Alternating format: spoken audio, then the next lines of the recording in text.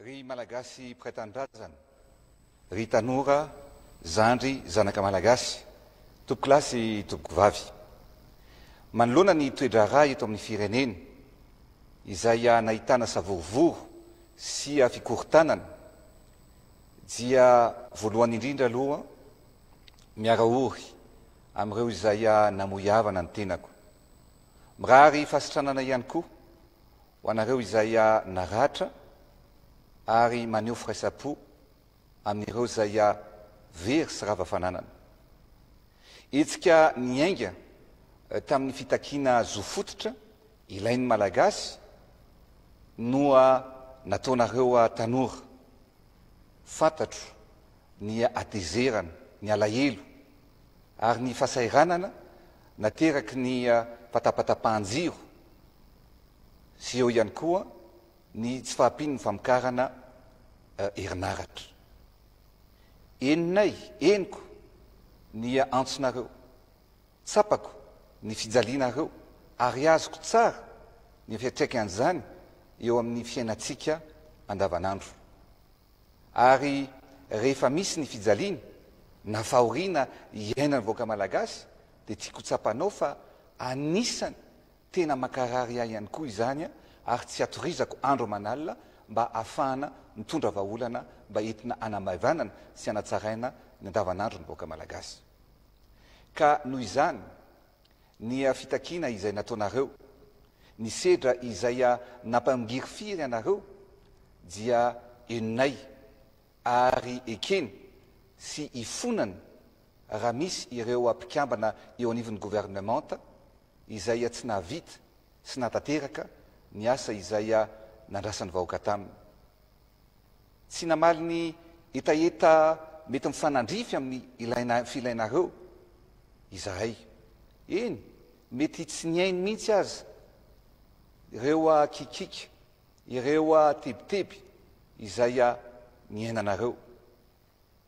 Koa noho izany, araky ny andininy fa 750 ao amin'ny lalam-panorenana dia nanapa-kevitra ao androany ny ampitsahatra ny Premier ministre sy ny gouvernemanta amin'ny asany.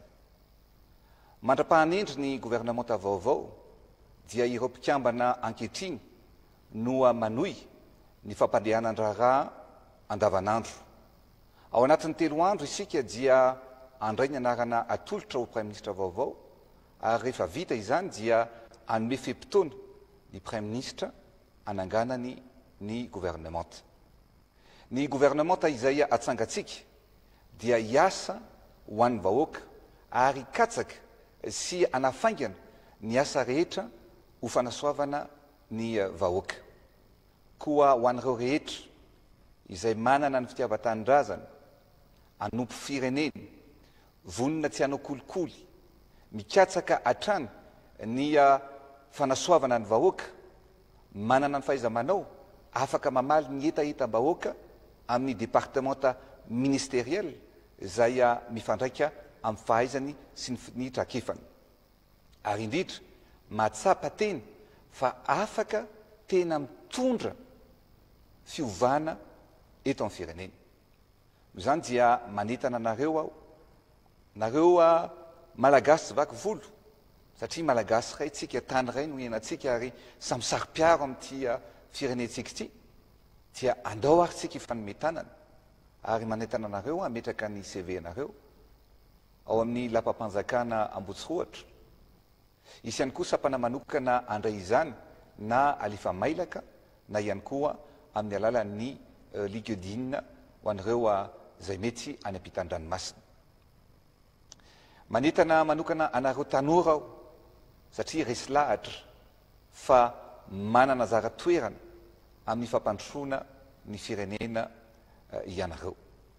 Ry tanora, zandry, zanaka malagasy, ny etsika izay nataonareo dia fitakiana zo, fanehoana hevitra nefa dia lasa nisy nanararoatra ka nivadika ho fanimbana, fandrobana ary fandoroana orinasa sy fananan'olona eto anivon'ny firenena.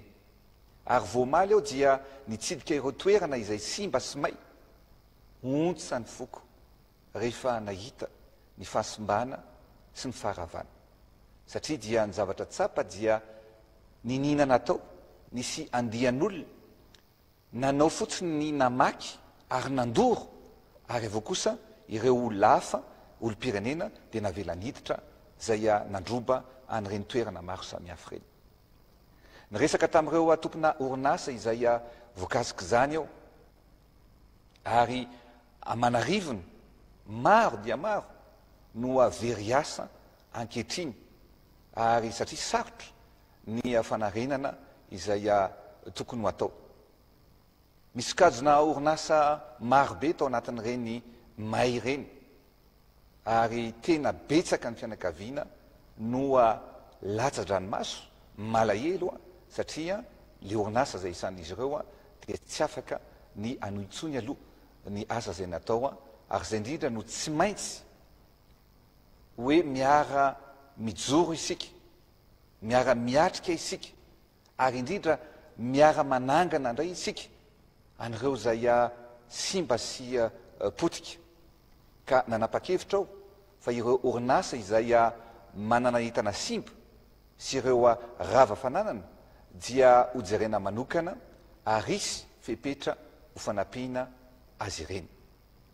Anisan'izany ohatra ny fampindramam-bola zay efa vita ny resaka amin'ny banky tsy miankina ary ny zana-bola dia ho raisy ny fitondram-panjakana an-tanana zany hoe crédit atao zéro mba hahafahan'ireo orinasa mba manana vola hoentina anarenana sy anakanana indray an'ireo orinasa.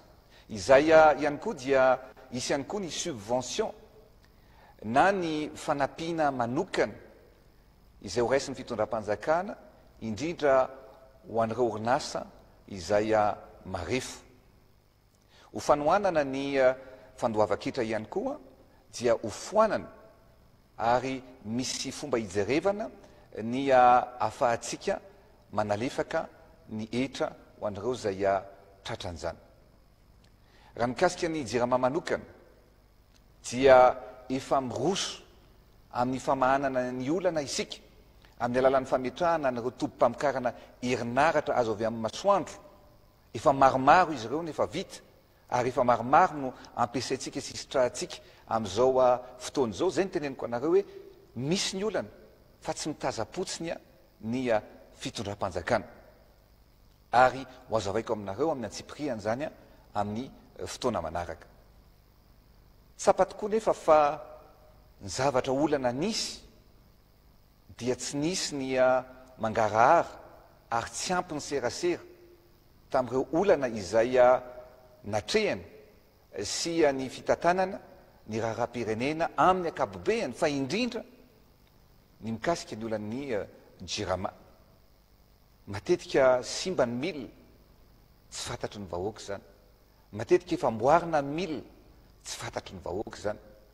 Matetika misy ny fatapahana efa fantatra fa amin'ny fotoana inona no ahavitànan'io dia tsy nisy ny fampahafantarana an'izany. Ka eto dia manome toky anareo fa anova ny fomba fiasa isika ary hifampizara aminareo ny olana sy ny vahaolana rehetra hiatrehantsika eto amin'ny tany sy ny firenena.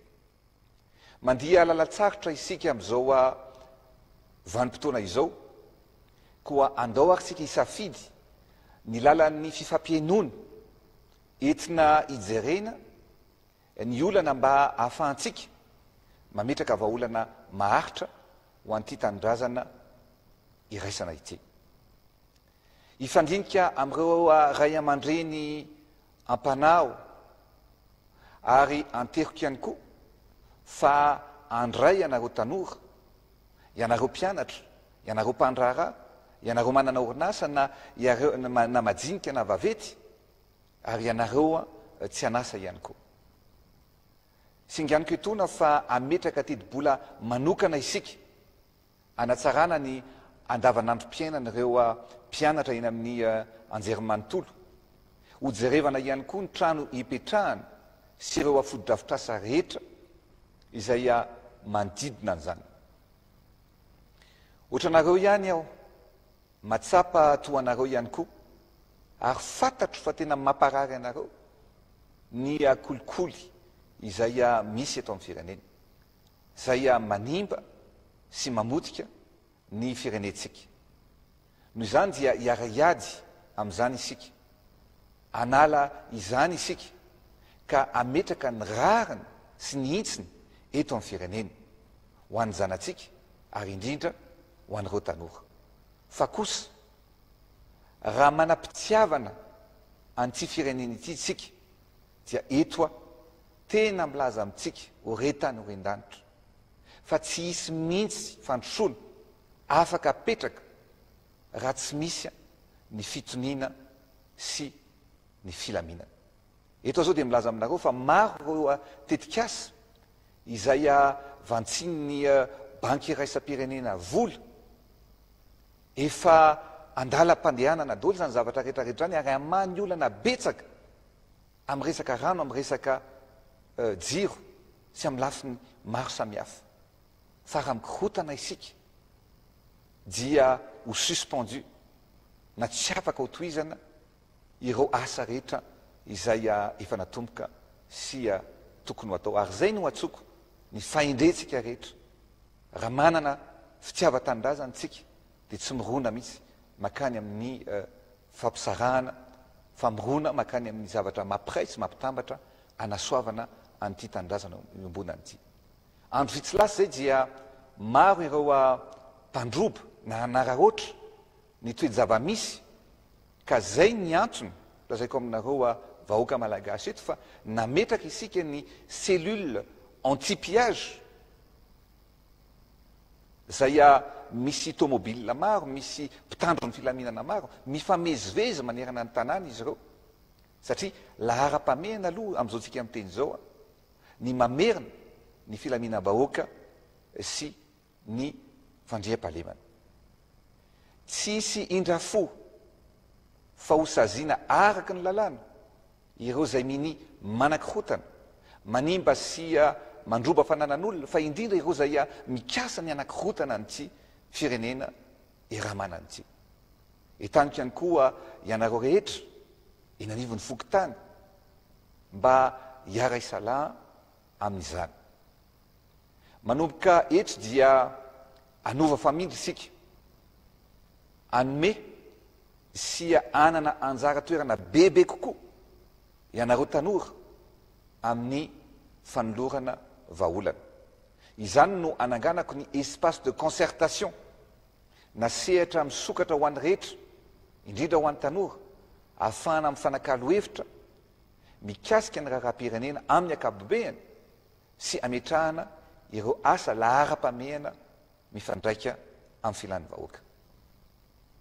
Tombotsoan'ny vahoaka no tanjony fa tsy tombotsoan'olom-bitsy ary tsy hisy malagasy avelantsika ho veranjara amin'ny fampandrosoana an'ity Madagasikara malalantsika ity. Hiara anangana isika, hiara amindra ary hiara hifanome toky. Mijoro hatrany aho satria adidy masina ny fanoloran-teny izay hiasa ho an'ny vahoaka. Ary eto dia misaotra an'ireo rehetra izay nanome fitokisana ny tenako tamin'ny alalan'ny fividianana hitatana an'ity nosy malalantsika ity mandritra ny 5 taona araky ny voafaritra ao anatin'ny lalam-panorenana.